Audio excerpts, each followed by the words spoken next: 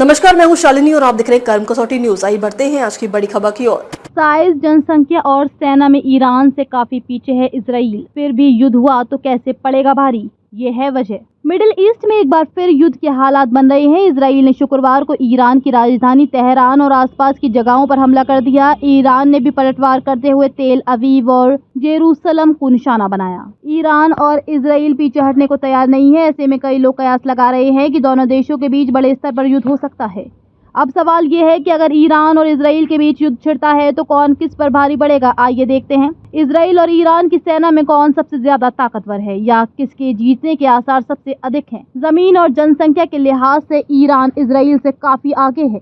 जहां ईरान का कुल क्षेत्रफल 1.6 मिलियन स्क्वायर किलोमीटर है और यहाँ की जनसंख्या 88 मिलियन 8.8 करोड़ है। वहीं इजराइल की तुलना मिडिल ईस्ट के सबसे छोटे देशों में होती है। भूमध्य सागर के छोर पर स्थित इजराइल का कुल क्षेत्रफल 22,000 स्क्वायर किलोमीटर है और इजराइल की जनसंख्या मात्र 9 मिलियन 90 लाख है। ईरान के पास सशस्त्र बलों, रिवॉल्यूशनरी गार्ड और साइबर फोर्स की एक बड़ी टीम मौजूद है। ईरान की नियमित फोर्स में 6 लाख जवान और रिवॉल्यूशनरी फोर्स में 2 लाख जवान हैं, जिन्हें अलग अलग डिवीज़न में विभाजित किया गया है।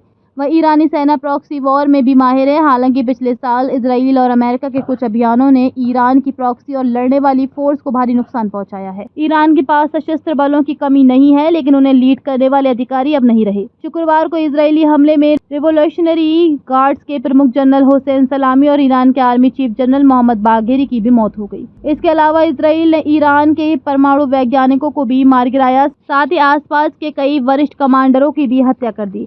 ईरान के सैन्य उपकरणों की बात करें तो 1979 में इस्लामिक क्रांति के दौरान अमेरिका ने ईरान को कुछ हथियार दिए थे जो अभी भी ईरान के पास है। इसके अलावा ईरान को रूस ने कई सैन्य उपकरण दिए हैं, जिनमें S-300 का नाम भी शामिल है। हालांकि इजराइल की तुलना में ईरान के सैन्य उपकरण काफी पुराने हैं, मगर ईरान के पास खुद का बनाया शाहद अटैक ड्रोन है। रूस ने यूक्रेन पर हमले के लिए ईरान के शाहद ड्रोन खरीदे थे।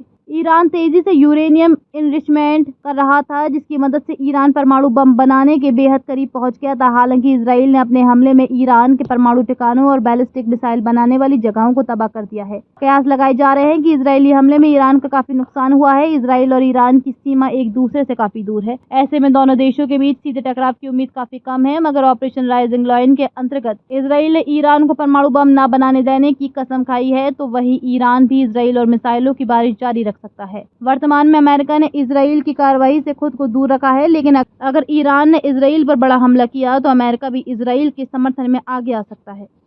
अब तक के लिए बस इतना ही। फिर होगी आपसे मुलाकात, तब तक के लिए नमस्कार और देखते रहिए कर्म कसौटी न्यूज।